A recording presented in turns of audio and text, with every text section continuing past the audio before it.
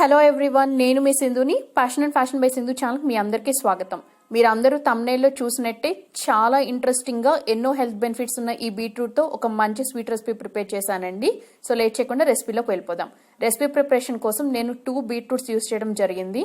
ఈ బీట్రూట్స్కి పైన ఉన్న హెడ్ పార్ట్ అలాగే ఎడ్జ్లో కొంచెం రఫ్గా ఉంటుంది కదా, సో హార్డ్గా ఉన్న పార్ట్ని రెండింటిని కూడా నైఫ్ యూస్ చేసి కట్ చేసేసి ఈ బీట్రూట్స్ కి పైన స్కిన్ మొత్తం కూడా ఒక పీలర్ హెల్ప్ తో పీల్ చేసేసుకోండి.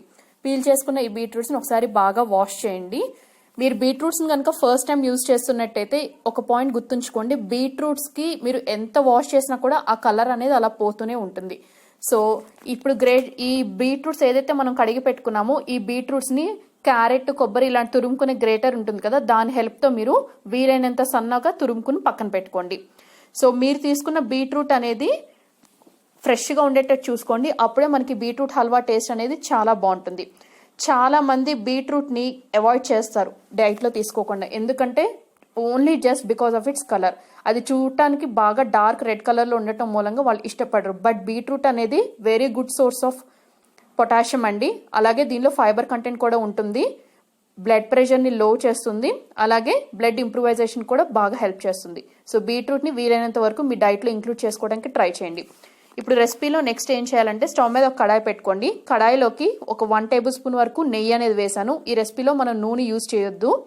నెయ్యి వేసిన తర్వాత నెయ్యి బాగా హీట్ అయిపోయిన తర్వాత ఫ్లేమ్ని లోలోనే ఉంచుకుని సన్నగా తరిగి పెట్టుకున్నటువంటి బాదం పలుకులు అలాగే కొన్ని జీడిపప్పు వేసి లో ఫ్లేమ్లోనే మంచి గోల్డెన్ బ్రౌన్ కలర్ వచ్చే వరకు ఫ్రై చేసుకోండి. ఫ్రై చేసుకున్న వీటిని ఒక ప్లేట్లోకి తీసుకుని పక్కన పెట్టేసుకోండి. ఇప్పుడు అదే నేతిలోకి కొన్ని కిస్మిస్ అనేది వేసాను. ఈ డ్రై ఫ్రూట్స్ యాడింగ్ అనేది కంప్లీట్లీ ఆప్షనల్ అండి. మీకు ఇష్టం ఉన్న క్వాంటిటీ వేసుకోవచ్చు, అలాగే మీకు ఇష్టం ఉన్న డ్రై ఫ్రూట్స్ వేసుకోవచ్చు. సో మనకి కిస్మిస్ కూడా ఫ్రై అయిపోయిన తర్వాత వాటిని కూడా ఒక ప్లేట్లోకి తీసేసుకోండి. ఇలా మనం జీడిపప్పు, బాదం పప్పు, కిస్మిస్ వేయించుకున్న తర్వాత కూడా ఇంకా కొంచెం నెయ్యి అనేది ఆ కడాయిలో ఉంటుంది.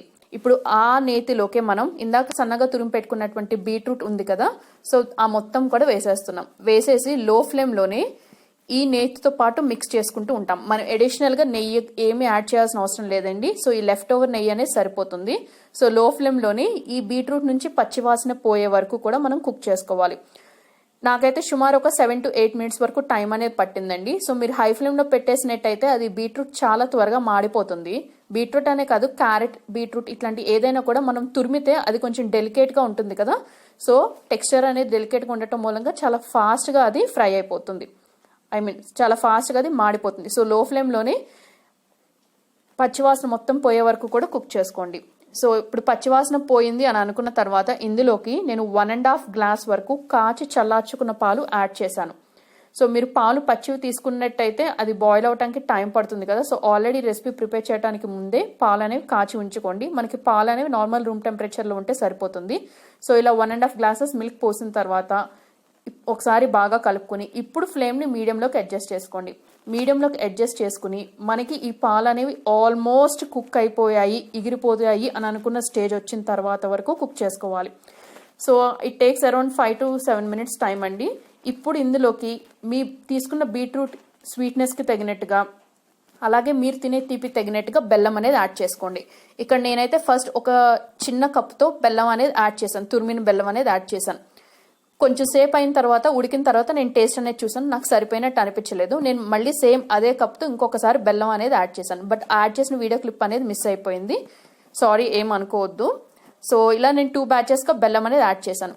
నేను ఇంత యాడ్ చేశాను కదా అని మీరు ఎగ్జాక్ట్లీ ఇంత యాడ్ చేయాలని ఏం లేదండి. మీరు తినే స్వీట్నెస్కి తగినట్టుగా, అలాగే మనకి సహజంగానే బీట్రూట్, క్యారెట్ ఇట్లాంటివి కొంచెం స్వీట్ నేచర్ ఉంటాయి. సో దానికి తగినట్టుగా మీరు బెల్లం అనేది యాడ్ చేసుకోండి. ఇప్పుడు ఇందులోకి ఒక 1 teaspoon వరకు యాలకుల పొడి వేసి బాగా కలుపుకోండి. కలుపుకున్న తర్వాత ఒక 1 tablespoon వరకు నెయ్యి అనేది వేసి బాగా మిక్స్ చేసుకోండి. మిక్స్ చేసుకుని ఒక 2 to 3 minutes పాటు లో టు మీడియం ఫ్లేమ్లోనే కుక్ చేసుకోండి. మనకి హల్వా టెక్స్చర్ అనేది ఎలా ఉండాలంటే ఈ వీడియో క్లిప్లో చూపిస్తున్నట్టు ఉండాలి. మాయిశ్చర్ అంటే లిక్విడ్గా ఏమీ ఉండకుండా మొత్తం కూడా ఒక సాలిడ్ టెక్స్చర్ వచ్చేలాగా కుక్ చేసుకోవాలి. అంటే అందులో మనం వేసిన పాలు కానివ్వండి, ఈ బెల్లం పాకం మొత్తం అంతా కూడా మిక్స్ అయిపోయి అంతా ఎగిరిపోయి ఇలా సాలిడ్ టెక్స్చర్ వచ్చేలాగా కుక్ చేసుకోవాలి. సో అంతేనండి, చాలా యమ్మీగా ఉంది కదా చూడటానికి. ఇప్పుడు లాస్ట్లో మనం ఫ్రై చేసి పెట్టుకున్నటువంటి డ్రై ఫ్రూట్స్ కూడా వేసి ఒకసారి బాగా కలిపేసుకుని డిష్ అవుట్ చేసుకోవటమే. సో తప్పకుండా అందరూ ట్రై చేయండి. ట్రై చేసి మీకు ఎలా కుదిరిందో మీ ఫీడ్బ్యాక్ని నాతో షేర్ చేసుకోండి. ఈ రెసిపీ నచ్చితే ఈ వీడియోకి ఒక లైక్ ఇవ్వండి, మీ ఫ్రెండ్స్ అండ్ రిలేటివ్స్తో కూడా షేర్ చేయండి. మన ఛానల్ సబ్స్క్రైబ్ చేయండి.